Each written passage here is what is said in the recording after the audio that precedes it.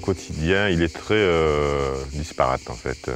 J'ai pas de quotidien particulier, mais je travaille pas mal dans les écoles. Je fais des ateliers d'art plastique ces temps-ci. Et autrement, les rencontres un peu avec des gens du quartier.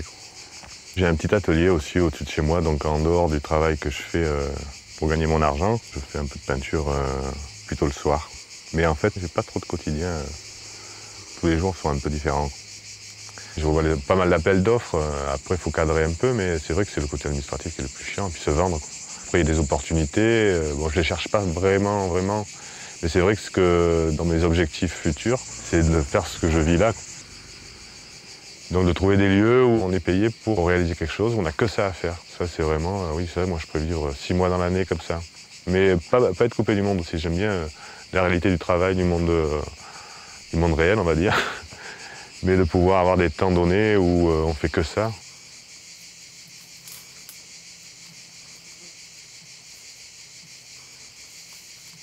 Non, en fait, moi j'exprime très peu mon état d'artiste. Donc c'est toujours en réserve. Donc la rencontre ne se fait pas à travers mon état d'artiste, mais plutôt en tant qu'humain. Non, ouais, artiste, ouais, j'aime bien dire artiste aussi, mais entre guillemets. Parce que je pense que c'est pas un état, et c'est pas une profession non plus. Mais plutôt, ouais, je dis plutôt plasticien. Mais voilà, je suis autant intéressé par aussi l'ethno, la socio.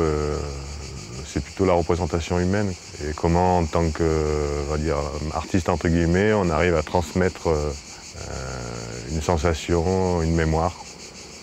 C'est une réflexion quotidienne. Après, on a une sensibilité ou pas, mais c'est vrai que quand tu parlais de quotidien tout à l'heure, c'est vraiment ça. C'est tout ce qui nous entoure peut être source d'inspiration. Et autant la feuille d'un arbre, regarder comment elle pousse, pourquoi elle est comme ci, pourquoi elle est comme ça, un insecte, un papillon qui vole. Bon là on est dans la forêt. Et après dans la ville, pourquoi les gens se déplacent, pourquoi ils se rassemblent, pourquoi ils s'engagent entre eux, pourquoi les couches sociales ne se rencontrent pas.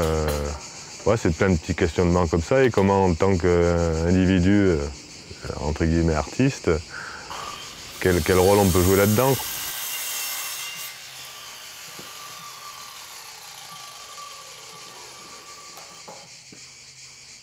En fait, moi, c'est marrant parce que j'ai un passif qui est plutôt de travailleur. Et j'ai rencontré le monde de l'art assez tard. Donc j'ai un rapport aussi toujours au travail, même dans ce que je fabrique. Et même par exemple, quand je vends de temps en temps des œuvres, j'ai un rapport heure-travail au moins. Peu dans le concept, peu dans la réflexion. Je veux dire, je vends plutôt mon action que ma réflexion. Moi, je suis plutôt un constructeur, donc j'aime bien la matière, j'aime bien fabriquer. Donc je le planifie pas mal pour réaliser quelque chose. Je suis obligé de dire, ça va être fait comme ci, ça va être fait comme ça, avec tel matériau, et comment ça va être construit. Donc je suis plutôt en rétention sur le verbe. En même temps, j'aime bien cette facilité aussi d'imaginer, ou de dire on va faire ci, on va faire ça, le monde est comme ci, le monde est comme ça, de pouvoir discuter de plein de choses comme ça sans amener à quelque chose de physique. Voilà, je suis entre ces deux-là. Bon, après, dans la réalisation, j'aime bien pouvoir construire quelque chose, mais la pensée m'intéresse aussi, le rêve aussi. Le plus dur, c'est d'arriver à réaliser ce que tu as imaginé, et en même temps, ça pourrait rester simplement que des mots. Hein.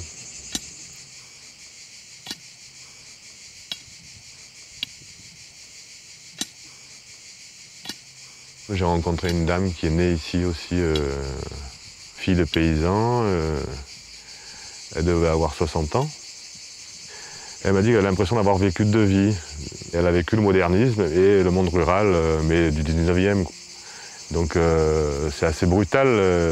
Mais en même temps, elle a vécu aussi un monde très dur et en même temps avec beaucoup de poésie, avec, je pense, le temps était différent que maintenant. C'est-à-dire de se déplacer, par exemple, de faire 10 km.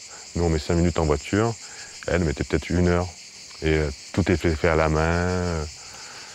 Donc il y avait vraiment un autre rapport. Puis elle a vécu après le modernisme. Quand on voit toutes les restanques aussi, moi ça me fascine complètement de voir tous ces gens qui ont ramassé des pierres, qui ont fait des murs, qui ont fait des endroits pour cultiver des trucs à manger.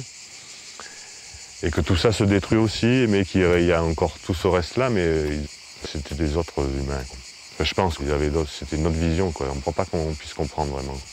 Même s'ils nous expliquent, je crois que leur vécu restera que leur vécu.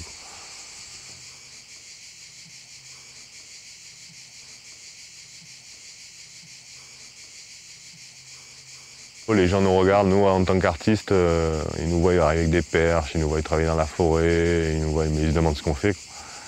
Et en même temps, ils se disent, ouais, ils vont dans un endroit qui est à nous, donc il y a peut-être un peu de jalousie qui se forme. Donc au bistrot, j'aimerais bien boire des coups, quelques ricards avec eux pour essayer de voir au-delà de ces peurs, parce que c'est que des peurs. Parce qu'en même temps, tous les gens ont de la sensibilité à exprimer. Donc à un moment donné, je pense que tout le monde, surtout les paysans ou même un chasseur, hein, peut s'extasier devant le pelage d'un sanglier ou parce qu'ils ont une connaissance de la nature qui est très très forte, hein. Donc je pense qu'on a des points communs, mais la rencontre n'est pas facile.